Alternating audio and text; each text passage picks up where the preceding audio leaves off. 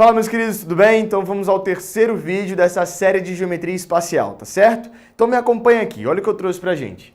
Eu trouxe uma pirâmide hexagonal regular, significa que a base é uma área hexagonal e ela é regular, então todos os lados ali são congruentes.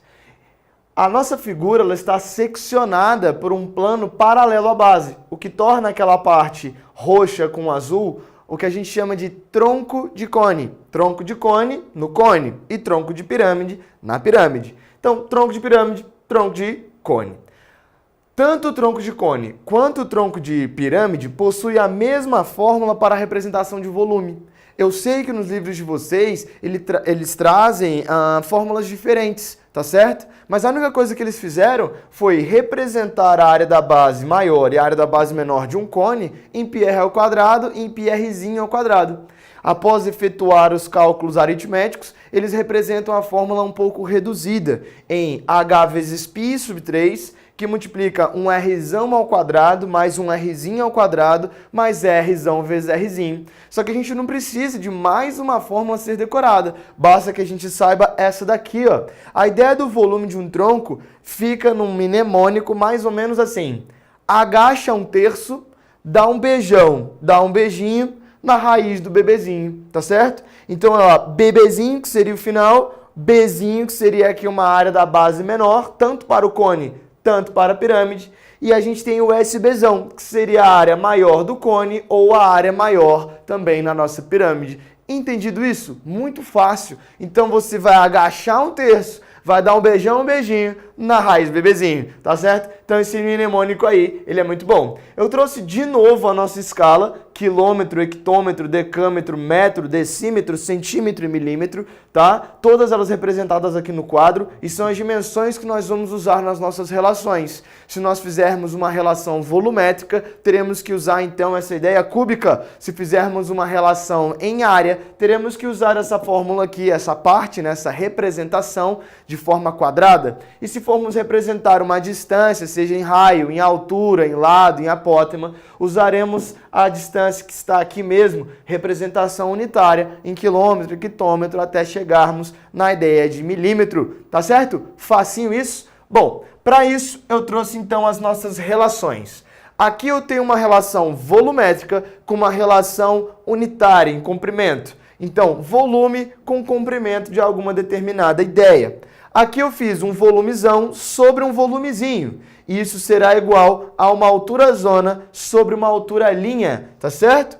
Olhando aqui a nossa figura da nossa pirâmide hexagonal regular, nós temos então uma altura que seria de toda a pirâmide. E eu tenho uma altura que eu representei como a galinha, como uma pirâmide menorzinho, que a gente chama de pirâmide parcial, tá certo? Então eu tenho uma pirâmide total e teria então uma pirâmide parcial na parte de cima.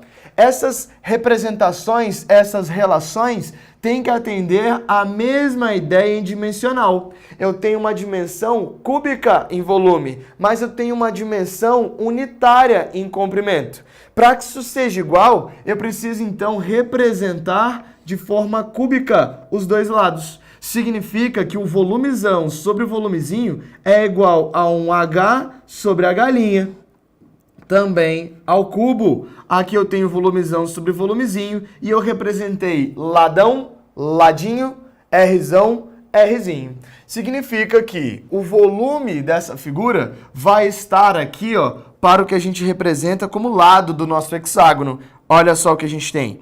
Vou pegar esse roxo, o roxo seria difícil de ver, eu vou pegar o amarelo. Se eu pegar do ponto central da minha pirâmide e ir até o ponto médio, aqui, ó, eu não vou representar para cá não, vou representar para cá. Representar daqui para lá, eu tenho o que a gente chama de apótema, tá certo? Apótema da base. Mas se eu pegar do meu centro do meu hexágono e ir até o vértice, eu tenho o lado desse hexágono, porque eu tenho 6 triângulos equiláteros e aqui é um lado, aqui é outro lado, e eu vou até representar o outro, e aqui seria o outro lado de um dos triângulos, que são 6 aqui na nossa base, tá certo? Então, o amarelo é o que a gente chama de apótema da base, Então vamos escrever apótema da base.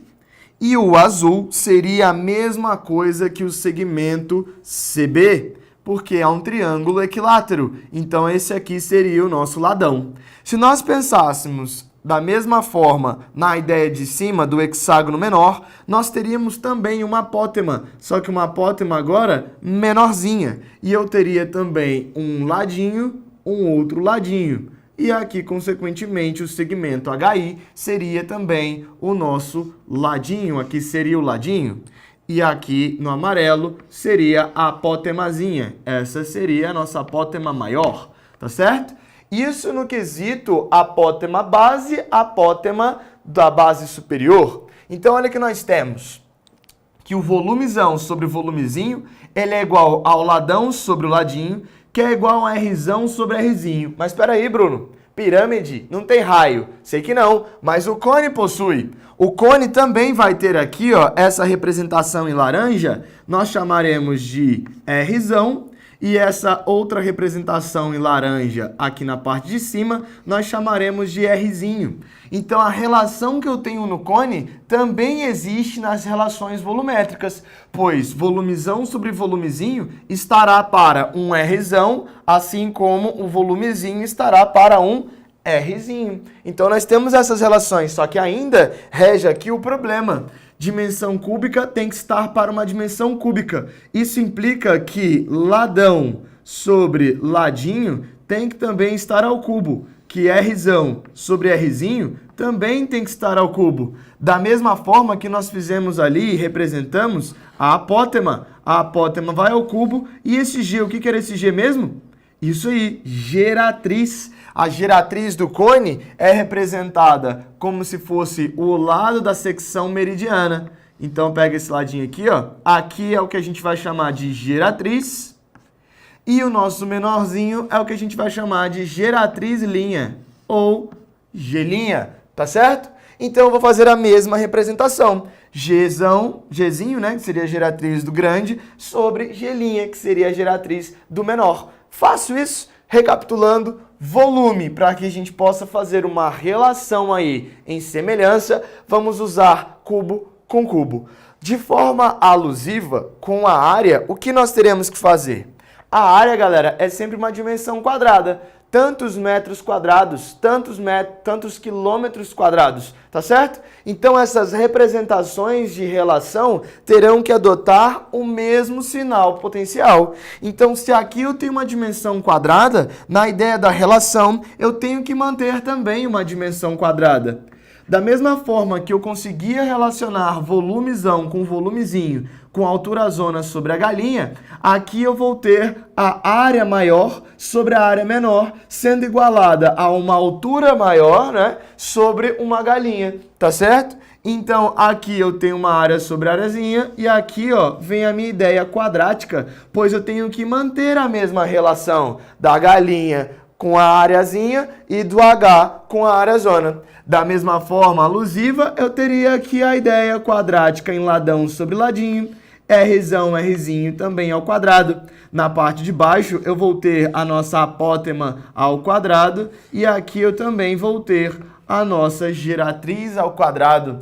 Na outra forma, na última relação, nós temos apenas uma relação de distância com distância.